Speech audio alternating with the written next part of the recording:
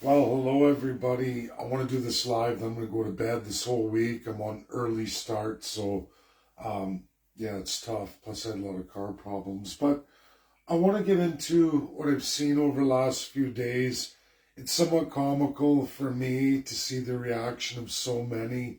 Um, I have my 51st state, Canada, the 51st state. Today was a bad day overall because it's the last day we could have registered. It's over. We can't get candidates on the ballot. I knew it was coming anyway. The timing of that had to be last week. I knew that was absolutely for sure. Didn't happen. But today it's actually closed out. So it's kind of a somber day. And of course, vehicle problems I left from the weekend hit me today. Just a lot went wrong today. Maybe um, the loss has something to do with that. But it's funny. I issue a lot for people. I did a lot this weekend. A lot. Sunday took a lot out of me. It really drained me, and that's okay. I don't mind doing it. It had to be done. But as I kind of thought, and maybe I should have tagged Benjamin Ebley and Jonathan Bahai in this because both those two gentlemen know and understand what I'm going through because they're going through it too. Benjamin's an American. Jonathan's pretty intelligent. He is in the high tech side of things, digital world. It's pretty amazing, right? New generations, but he's smart and he grabs on to things like so many of you do too. And now he's very active as he sees things as they are.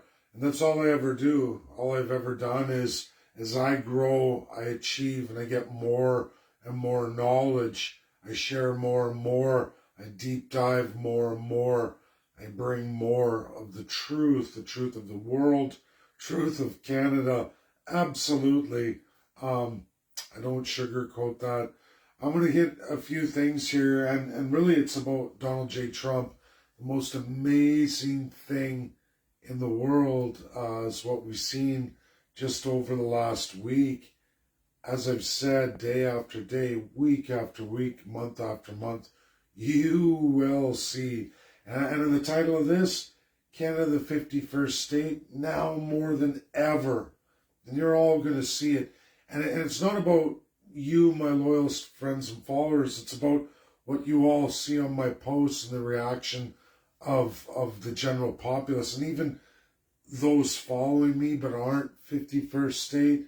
And you see it, right? They have their favorite politicians who are divine and great and wonderful. And if they just vote for them, everything's going to be wonderful. And Donald J. Trump shows us, he tells us, he shares with us, at least I gravitate to all of that. I've got all of that.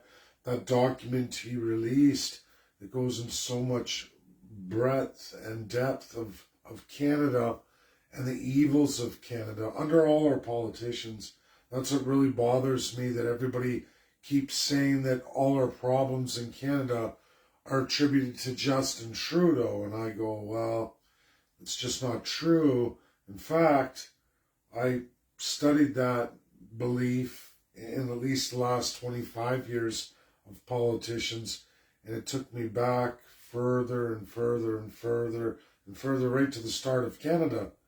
I did this actually quite a few years ago, and then all these questions I had, it took me to the rest of the world, the notions and beliefs I had about the rest of the world, other countries, the United States, and more and more I keep getting drawn to the United States. And my last several years now have been heavy on the United States. And I've met lots of Americans now, not that I didn't meet before, but I really didn't take the time to appreciate America the same way. I liked it, but I never deep delved into it. Now I have. I've spent many years doing that, and I've learned a lot that really transforms everything I thought I knew as a child and how I grew up and what was bestowed upon me. I'm not blaming my parents or teachers or school. Government, sure, and institutionalization, sure. I found all that. I present the Canadian constitutional acts entirely, at least for all of what is Canada. I give that out, and so many don't want to read it, don't want to look at it. Nope. I don't want none of that. But yet you're going to talk about the United States or narrate narratives about the United States, but you've never even read your own Constitution. You have no interest in reading the United States Constitution or learning anything about civics, which is everything about being an American. It's everything about statehood. So if you can't do that, there's not really a place for you in the United States. They will never accept you. Even in naturalization, they test you.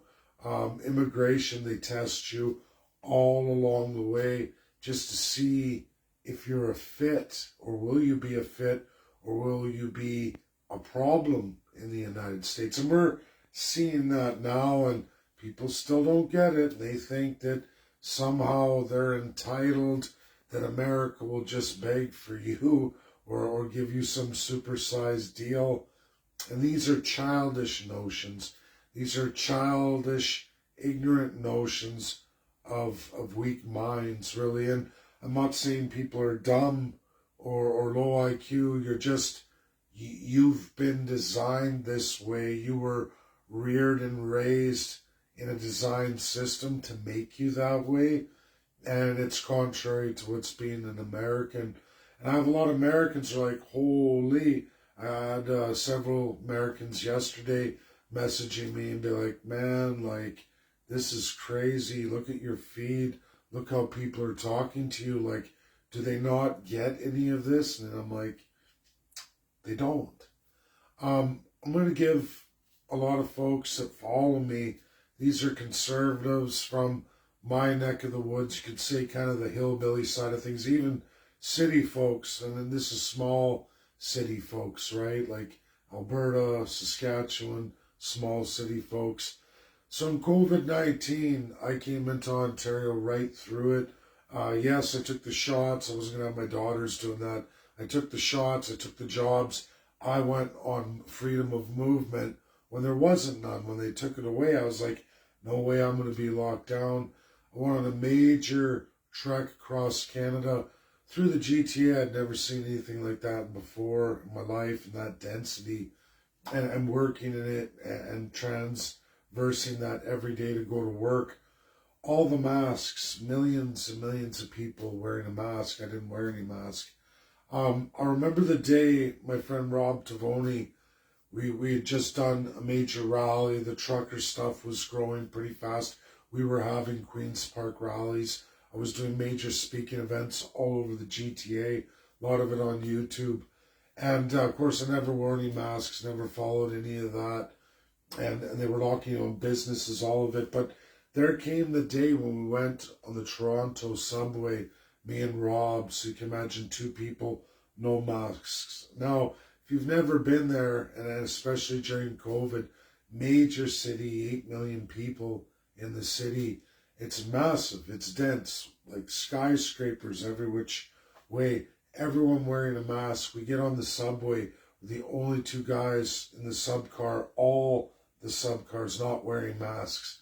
And you could feel that of the hundreds of people all around us, and they're just, and maybe I should have filmed that. I know if I could go back in time, I would have for sure quietly pulled out my phone and at least took a picture of Rob with hundreds of masks behind him in the crowd. And what I mean is, and why I'm saying this, is that this is institutionalization, ingrained, hardcore, especially out east. It was everywhere I went out east.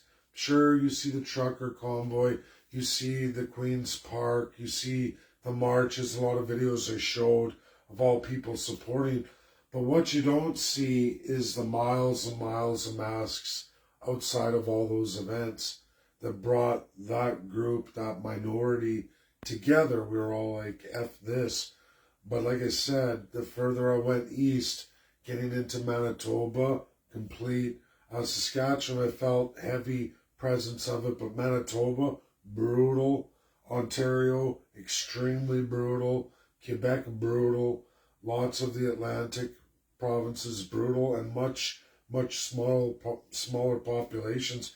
So when I release polls and people are going, they lied about Kamala Harris and Trump. Well, if you knew anything about elections in the United States, which I've studied all of them, I've studied every single election federally that's in the entirety of the U.S. history, which is far outspanning Canada, far outspans it. But I went through all of those, and you know what? Especially since 1960, we've seen a shift for Republicans where they're hardly ever to win the popular vote. That's just a given. And Democrats win the popular vote quite often, but not necessarily the presidency, right? Because of delegates. And some states are so big, right? That's how it works, just similar to Canada. But what people don't understand is that they have an electoral system and you can still win the presidency just because the popular vote was won because the huge states, yes, have an electorate, but they're assigned so many delegates.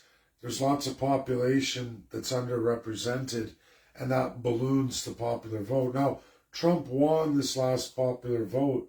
When we talk about that, it's in a small percentage. It's not even equatable to what we're talking about in Canadian polls. So even if Canadian polls were out a whopping 5%, which would be so much more than what polling companies were out over Donald J. Trump and Kamala Harris. We're talking 2.5 points, which is still bad, according to me, right? I was much closer than that because I went with Donald J. Trump. Anyone who follows me knows that.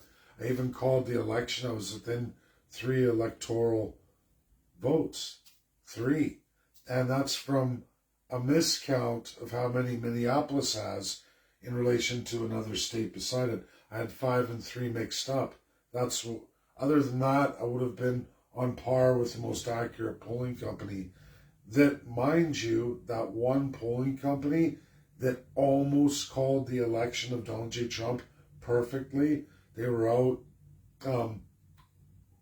less than 1%. That polling company has Mark Carney supermajority. That polling company that was the most accurate called Trump for the win, called Trump for the popular vote, called Trump for winning majority Congress, Trump for winning majority Senate, and called Trump for winning all the swing states. I was the same way. I just miscalculated the electoral districts. I had the wrong seat count. Simple mistake. They were out by 5 on electoral, which isn't much at all. They were 310. But that's hugely accurate. Nobody's that accurate usually. There's very few that are that accurate. Most pundits are not. They're plus or minus upwards of 2%, sometimes 2.5%. But the margin of error now for Canada would to say that it's a lie, you're bullshit, everything you're saying is bullshit, like I'm making it up or I'm sharing mistruths or I'm propagating for the Liberals, which is cockamamie. It would be like me saying, well, the polls are out, the polling companies are out by more than 12 points. That's what I'd have to claim. And then that would be mean that I was lucky on the Donald J. Trump election. I was lucky on the last election with Danielle Smith and NDP. I was lucky on the last 2 federal elections that I called better than the Canadian pundits. In fact, I was live as CBC organized. They had their doctorate of political science live. And you could go on live and I had said, it's going to be this, you're wrong, blah, blah, blah. And you should have saw the expression on her face when exactly that rolled out and how many seats Trudeau lost in the last election. I don't lie to people. I just tell the truth. I don't like Liberals at all. They're brutal. But I'd be a liar if I didn't highlight that they're all bad. Every single one. And we're going to do that right now without any further ado. This guy is rapidly turning into my favorite all-time president. There's still a few more checks on the list he's got to do before he's my official favorite president, but he taught me a lot. Those 397 pages, as Benjamin Ebley knows as an American, just how hard it is for a Canadian to get information like that from the Canadian government. Even some provincial governments, like this lady here, she'll charge you money for it. I have to pay for my own laws to share with you. Even though my taxes were taken, I still file my taxes as an Albertan because that's where I reside, and I'm traveling, but I work a lot in Ontario some periods, lots this year, but I still file my taxes in Alberta, and I lose. It would be better to file in Ontario because in my bracket, the taxes, income tax, are cheaper in Ontario. But, you know, people have no idea. You know, of course, my family's in Alberta, but it costs me money. It costs me money. I lose. I'm the big loser. And that's just because of who I am. But we're going to go through all these four now. I'm going to jump on the camera. I'm going to blow this up. President Donald J. Trump has expanded my mind so far when it comes to my own country. None of our politicians have ever expanded my mind. In fact, they give me a headache. This country gives me a headache. The propaganda that the politicians place upon all of you gives me a major heartache, headache, almost on a daily basis. And I know a lot of 51st staters are like, Dave, like, why do you do it? Just stay on the 51st state. It's like, no, I need my message out to everybody, even those who follow me, friends, all of that, who are still in the dark about what's going on. But I'm going to highlight all four of these characters because they're the worst, not because of political party. So we have CPC, we have Liberal, we have what I call, Americans would call a rhino. This is pink Tory, liberal, conservative, but you know what? Carney is too, and Pierre Poilievre is too. And then you got Francois Legault there. He says he's conservative, but that's not true. He's fully conservative liberal. And this is an old creation in Canada. These four are all really the same. They can go for other parties. But all they have to do is look at their appointments to the crown positions that far outnumber all of the elected. You find over and over massive NDP, massive Liberal. It's like, whoa, what's going on here, right? Like Mark Carney himself, 16-year appointed Conservative, now running for the Liberals, right? Like, oh, okay, you were Conservative for 16 years, but you're going to run for Prime Minister under the Liberals, right? Even though you've never been Liberal before, but you are now because it doesn't really matter. And I know this. It was explained in the Constitutional Acts, rolled out for everybody in great detail, like no other Canadians ever done before. Multi-textual, all the documents, every amendment, all by all of our crown monarchs over all our years, and then by prime ministers too, all in order. I show you all of that. Many, many more amendments than the United States. Way more, in fact. We have 11 just since 1982. Never mind the multitude before, which created more documents.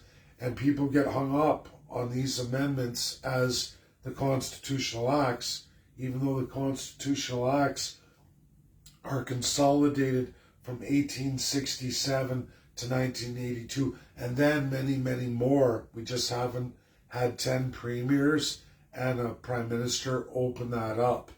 We haven't had a 1982. That's the last one. But it didn't stop other amendment procedures from changing and adding documents to your Constitution. We have several procedures to do that. And you, the people, are never included anyway, because you, the people, don't even exist in the Constitutional Acts of Canada. I gave this tremendous gift and presentation. It's wore me right out. It caused me a lot of problems here this last day, but it's okay. But now we're going to myth bust these four characters for all people involved, because you need to know the truth, whether you like it or not, or you accept that or not. I'm going to do that because someone needs to do it, and it's the right thing to do. So hang on to your seats.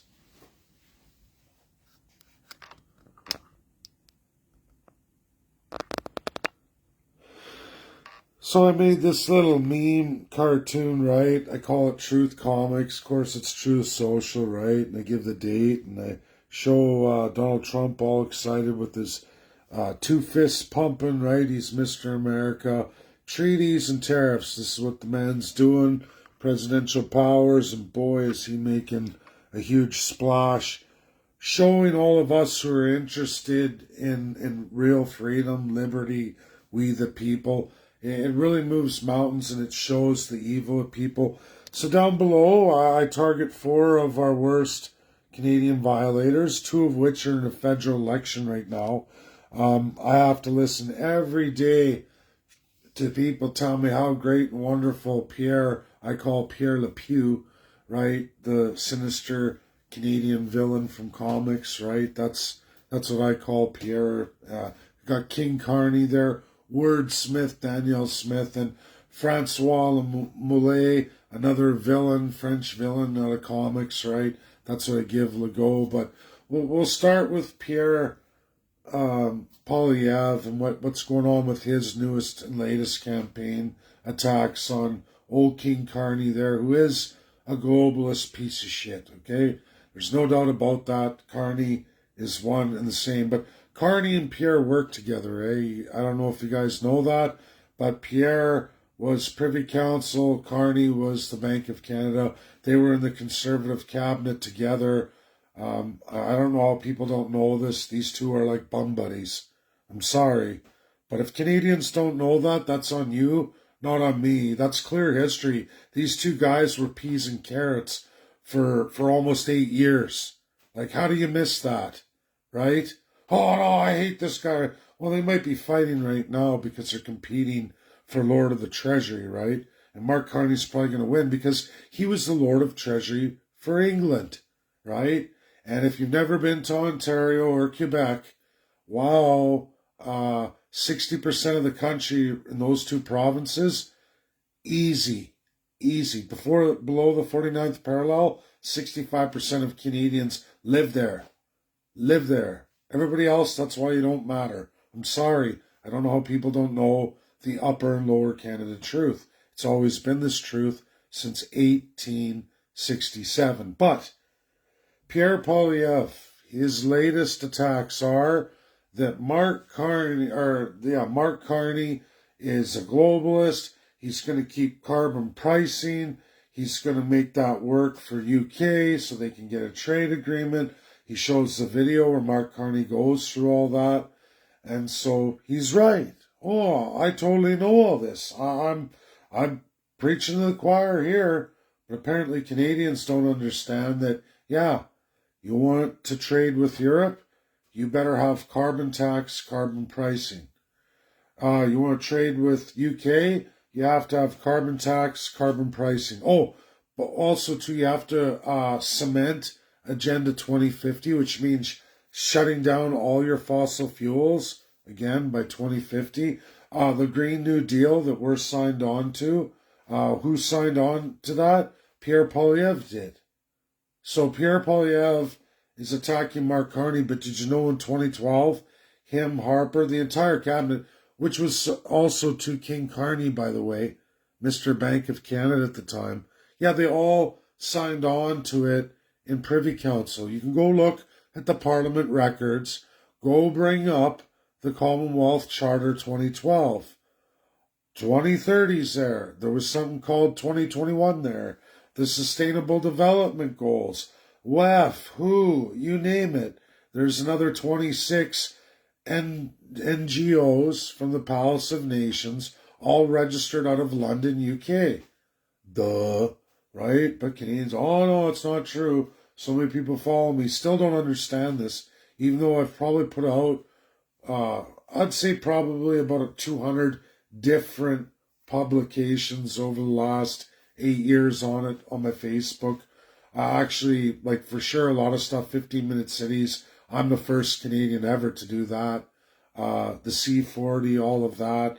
I break down a whole lot that most people didn't even visit for 5 years. But, you know, you try, right? You just keep trying and hopefully people wake up, right? But they never do, right? And then they act like you're the enemy or you don't know anything. And it's like, I don't know anything. I've been at this long, long before you ever even heard of it. I know everything there is to know about all these people. So Pierre goes off on old King Carney saying all of these things, that there's a no to Britain, no to European Union, no, no, no, all these other countries. So here's the problem with that, guys. He says no to Canada, the 51st state. He says we're going to go around the United States. We're going to make a deal with the United States, except for Trump's showcasing to all of you right now what any kind of deal with Canada has to look like. What has to be sacrificed by Canada's crown. Not you, the people, but you, the people, will be forced to pay for your corrupt system, right? So Pierre's saying, don't worry about it. I'm going to slam Carney on the UK, European Union, all of these countries, because that means carbon tax, carbon pricing. We're going to go over to China, according to Pierre, because why? Because China and the Asian countries don't have carbon pricing or carbon tax. So he signed 9 agreements, Asian Pacific Partnership, ASIAN, all either in BRICS directly or are under the Communist China banner, meaning those Asian countries that the conservatives are pushing us towards are all in the sphere of China, meaning China does all their trade for them, China runs all their ports, China ships deliver all their goods. They don't do anything, China does it all. So for all intents and purposes, they are Communist China, controlled by Communist China. This is Pierre's Go Around America version. So I don't know about all you, right? When you're asking me to vote in this election for Pierre LePew or King Carney, you're telling me, okay, WEF Global, UK, European Union, 15-minute cities, mass socialism. I look at the taxes, right? Wow, average tax rate of 67%. I'm already well over 50% in total taxes, but now you want me to go up to 67%, right? And all fossil fuels, all that. So yeah, King Carney's the worst decision you could do. That's death to Canada, the massive country, not a small island colony, right? But then there's Pierre Poilievre saying we must embrace communism. We must embrace communist China. We must go around the United States. We must bet ourselves with the Asian countries. And then I look at how they are. They're unitary, extremely dense island states who don't have the ability to make their own food, have no energy self-sufficiency, meaning that they're energy reliant. Like, sure, some are nuclear, but they rely on countries like Canada for ore, precious metals, all that. They do massive manufacturing, paying child slave labor rates, mass sex trafficking, all of that crap, right? And there's no freedom, right? There's no real freedom in those countries. So I'm sitting here looking at my options here. There's Pierre LePew, who wants to make me a communist, right? Or at least embed me with the communists to teach America a lesson, okay? And Pierre has been adamant, no to the 51st state, we'll fight USA tooth and nail. Oh, okay, right? But he's going to capitulate too. He says, I'm not going to be like Carney. I'm going to capitulate on a bunch of stuff. We'll work it out with Trump. Trump will listen to me. And then everybody, if you've missed it, Donald J. Trump says, I hate that guy. He doesn't like me. I don't like him. I can't stand him. Of course, because of China. If anyone didn't know, one thing about Americans is they don't recognize levels of socialism like Canadians do. You're very comfortable with it. Americans are not, and they don't define it in their system. They just say you're either communist, right, on that, so like right to that spectrum, right? Russia defines socialism 13 different ways, and they've lived through all kinds of them. This is a major difference between USA and Russia. Obviously, Russia's We the People system only lasted a few years. They were wiped out after they beat the monarchy. they got backstabbed by all the communists. Communism swept through, took out that government and took over. Same thing happened in China, happened in Russia, the Russian Federation. Now the Russian Federation's back today, but they went through many, many different socialisms from 1991 till now. And then they're coming around, maybe in a way, but they still have a lot of autocracies, and they run some socialist programs, right? And right, and that comes from being how many decades as a communist country. So Russia understands that. USA doesn't. They just say you're either going towards communism. So they look at Pierre Poilievre. You're not a socialist, fascist, sure, but you're a communist. You love communism. We know your China FIPA deal. We know what you did in Alberta. We know what you did in this country. Trump will have nothing to do with that guy. Now, he will work with old King Carney there, he says. I think there's more of a game afoot there. Obviously, he's smashing Europe pretty good. He's smashing a lot of these countries. I think he thinks that King Carney will capitulate, but King Carney's making it clear that he's going to run towards all these globalists, and that together all the globalists are going to defeat the United States. Well, look at the globalists' economy together and look at the United States. Then add in China, Russia, and all these other countries who aren't playing ball. That world is over. I know a lot of people think, oh, the globalists are going to take over. They're not even economically, they're not even 22% of the world. And that's a lot of countries and more than 25% of the population. So per person per capita, when you look at a country like the United States or Russia against all of them, their mighty populations, they're really way behind the eight ball here, right? So these two, I don't know anyone's crybabying about this vote or believing in fraud when realistically every election we've ever had, history, and I've showed this too, but nobody likes history in Canada. Nobody likes civics. They definitely don't want to read their highest laws. Pooey, who wants to do that? You sound like a dirty, filthy American, right? And they'll say, oh no, I don't hate Americans, but you hate everything about any kind of education getting you towards America. And I can see clearly all over the news, most Canadians hate Americans. We watch the booing of the anthems. We see staging of events all over Canada, latest one in Quebec. Thousands, no to the 51st state, down with America, hate Trump, right? Trump derangement syndrome. It's worse in Canada than it is in the United States. By far, like the Democrats don't even come close. The most extreme Democrats, Kamala, all of them, they don't even come close to the lunacy that's going on in Canada right now. And I think everybody has to admit that.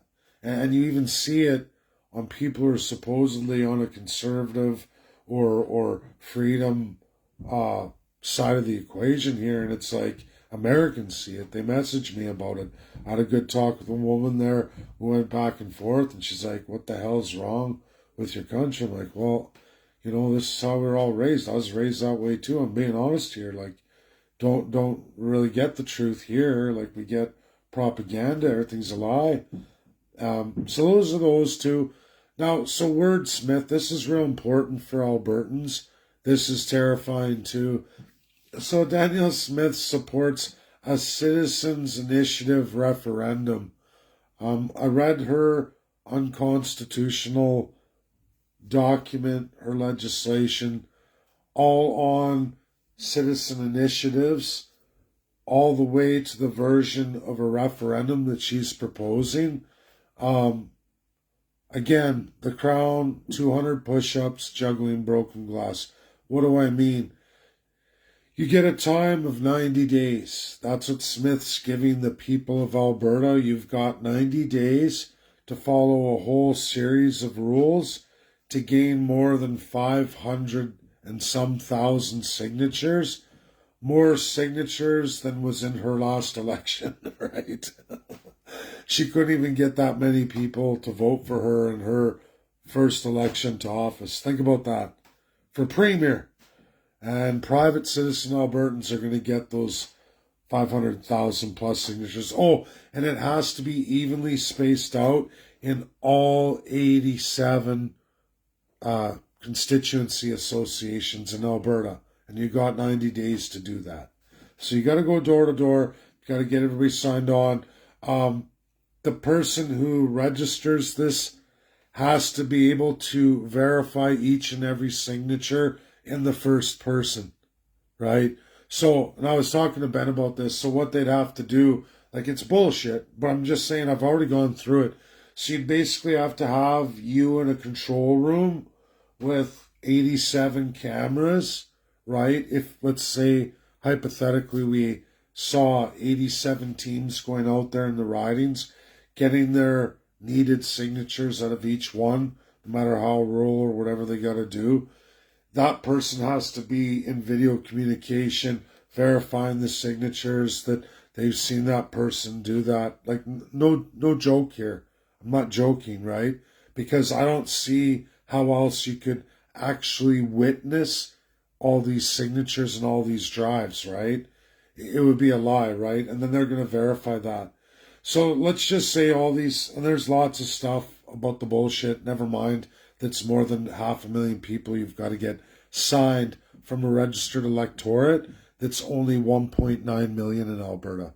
I don't know if people know that from Alberta, but that's the equivalency of saying you have 90 days to secure in person signatures from 25% of, more than 25%, it's like 26% of the eligible electorate in Alberta registered.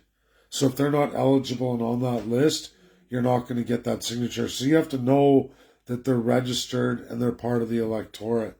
And it's only 1.9 million out of that almost 5 million, right? So you can see already how overly impossible this is. I know because I registered a party, we all did the signature drive, and we did that. It took us way more than 90 days. Others have too beyond me, but also to run the majority candidates at the same time with all their signature drives. And that's nowhere near what we're talking about in scale and complexity of Danielle Smith's bullshit legislation. So now let's get to the next stage of what Danielle Smith's written into law for you under her Citizens Initiative referendum, right? If you want to go for 51st state or even independence, right? So it's been made virtually impossible. I don't see any Albertan being successful with this. If any Albertans weren't paying attention, this was used to replace Mayor Grondek. If you didn't see the Calgarian who put that on, dumped all the money into it, all the companies that dumped the money into it, they were largely unsuccessful because, again, how are they going to secure those required 100,000 signatures in the city of Calgary when the actual registered electorate is just above that? You know, even though the city is 1 million and some people, right? It's who's registered, what electorate sheets they have, and then the guy realizes, how am I going to get all these city divisions when some are industrial?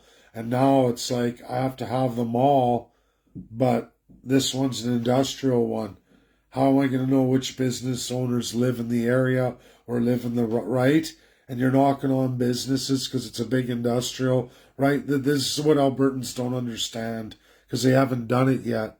They haven't gone through it. I've already looked at it, gone through it long ago when it was first released, and I just laughed that it's such a piece of shit scam. It's wordsmith, the old crown double talk, double speak that led to 1776 rebellion by the American colonists, the British subjects who rebelled and said, enough of this double cross and double speak. We're done with it.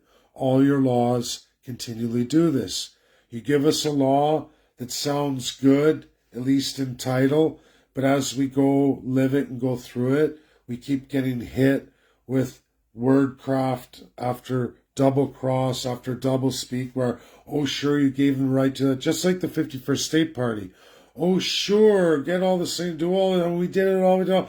Oh, yeah, you know, just a little thing, go get a chartered accountant. Oh, okay, and they have to be registered with the license in a province. Oh, okay. oh, but they're all sworn, and if they do that, they'll lose their license and or lose their designation. Well, you just chased them away, right? So did they give us the right to make the party? Sure. But are you able, according to their laws, make the party? Just like according to their laws, Daniel Smith's law, your Sovereignty Act and the Citizens Initiative, right? According to our law, oh, you can get it done. It's an impossible feat. It's 10 times harder in signature drive than registering a party. Okay, that's pretty epic because it's extremely hard to register a political party in Alberta. It's one of the hardest provinces, if not the hardest province in Canada, right? I would say it is. But beyond that, when we get into more of her wordsmithing, you start to realize a whole bunch of crap. Like the chief electoral officer will go through all the laws, and if she doesn't feel it was done appropriately or there's questions to its constitutional validity, they can push it on to the Superior Court and even on to the Supreme Court of Canada, right? And we already know what the Supreme Court's going to say. Unconstitutional. You don't have the authority for those kind of referendums in that manner. We do, right? So Daniel Smith's already knowing that she made a law that's unconstitutional.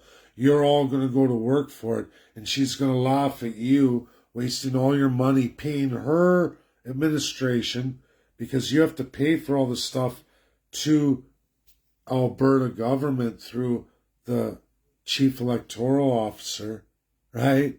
So you're paying the government large sums of money. You're paying people, you're wasting your money. They're all getting your money.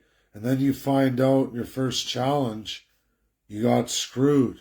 Just like the guy in Calgary went against Rondeck, right? If you think it ends there, it doesn't.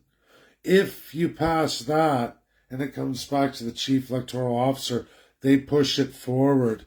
Lieutenant Governor, then the Lieutenant Governor decides with Governor General of Canada, which we know it's going to happen. So if it made it past that first one, it's going to get caught there. Now, if somehow magically it made it past there, it goes to the Premier.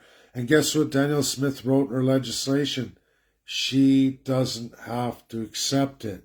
She doesn't have to. But she's already got 3 stages before that.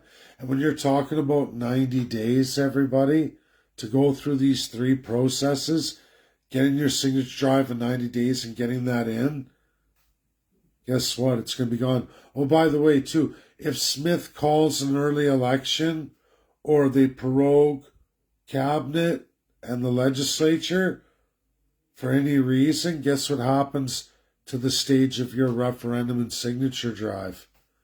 It goes in the garbage can. That's in there too. So she's already written double cross and double speak all throughout the document that I've counted. I've shown Ben. I gave Ben the entire document you have to pay for. You have to pay for. Think about it. In Alberta, you have to pay for laws. You want the law? You got to pay for it. I shared it with Benjamin Ebley. He's going through it now. So Alberta 51st State's learning really fast. Watch, they're already shocked that how is it the government can demand that the people pay for the laws governing them, right? But you got to pay for this one. Why? Because this one's unconstitutional. She doesn't want it out there. You have to buy it, then you can use it, and then you find out that it's unconstitutional. That's why you had to buy it. Because you can't have that out in general public, right? People start going through it with a fine-tooth comb. What happens to it? So I call her the arch-villain wordsmith, like every other British piece of shit crown colonial government we've ever had. And it's currently all our political parties, every single one. Daniel Smith is no different than any of the others. Wouldn't matter if it was Rachel Notley, NDP. Wouldn't matter if it was a whole slew of people. Liberal, Green, People's Party, Canada. If they're crown, they're going to fuck you. That's just how it works. If you don't believe me, this past Sunday, I gave an awesome presentation on the Consolidated Constitutional Acts of Canada, 1867 to 1982, and all 11 amendments after. multi-textual constitutions. Myth bust, the myth is Canada. Myth bust, Canada the illusion. Myth bust all your politicians. Myth bust Q. Myth bust Anon, QAnon. A myth bust everybody. Everybody that's ever chimed in on this stuff in their silly narratives. Oh, I myth busted the idea of military law overrides, or another one was maritime law. Oh, I bit myth bust corporate Canada. Canada's a corporation, or Canada's a corporation under the United States. Myth bust all that. Right out of both constitutions. I do the United States and I do Canada, and I show you how it really is, how it's always been. That we're a constitutional monarchy. We're basically slaves, property of our crown elite, those we elect and those that they appoint, who have tremendous powers over us and are even defined in those acts as gods from spiritual worlds. I'm not kidding. I showed that for everybody. I show genocides in there. I show you the first ever election. I show you the first ever party to resist right from day one, the anti-Confederates. I tell you what happened to all the people in New Brunswick and Nova Scotia in genocide. They still went in supermajority. They never confederated into Canada by any other means than imposed. Because in the very first election, after that genocide and the runaway to Louisiana and those who were marched to death, houses burnt, those people in 96th percentile, provincially and federally, voted for Anti-Confederate Party, which was what? Liberty, freedom, join the United States of America. And I think at that time it was the 37th or 38th State of the Union. That's what they were going for. Right on the first day. So now what do we got with, and also too, Danielle Smith wants to take away all your charter rights. She wants to do that. She's following Francois Legault. She has 8-point plan that really takes away what very little rights we have. Now that's why I call Francois Legault Mollet.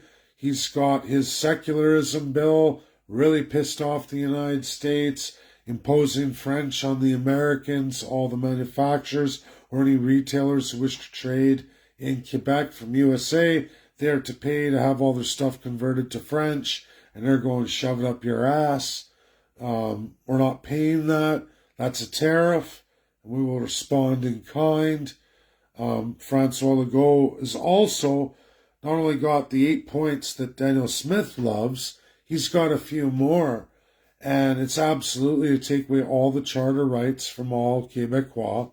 And since neither of these two are proposing a real provincial constitution, that means no human rights, no civil rights, no rights at all for any of you, except for what they're going to say they are. And we don't know what those are yet, because I have yet to see Section 92 to 151 ever rolled out by these two premiers. So no premier wants to do it. They all love their power.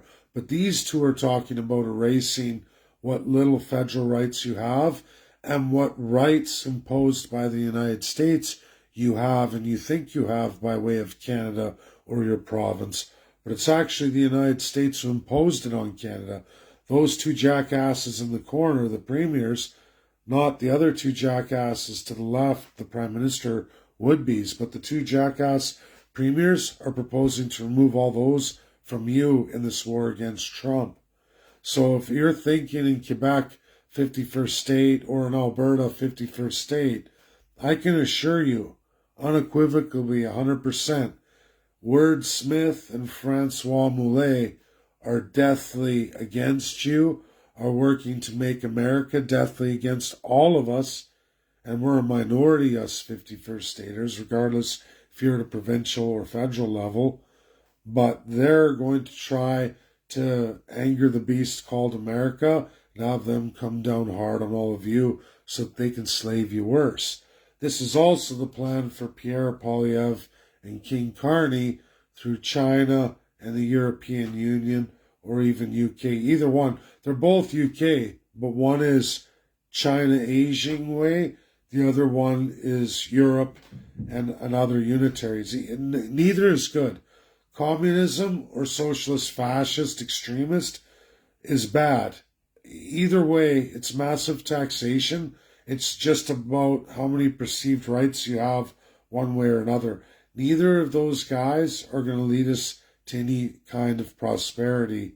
It's degradation and massive decline.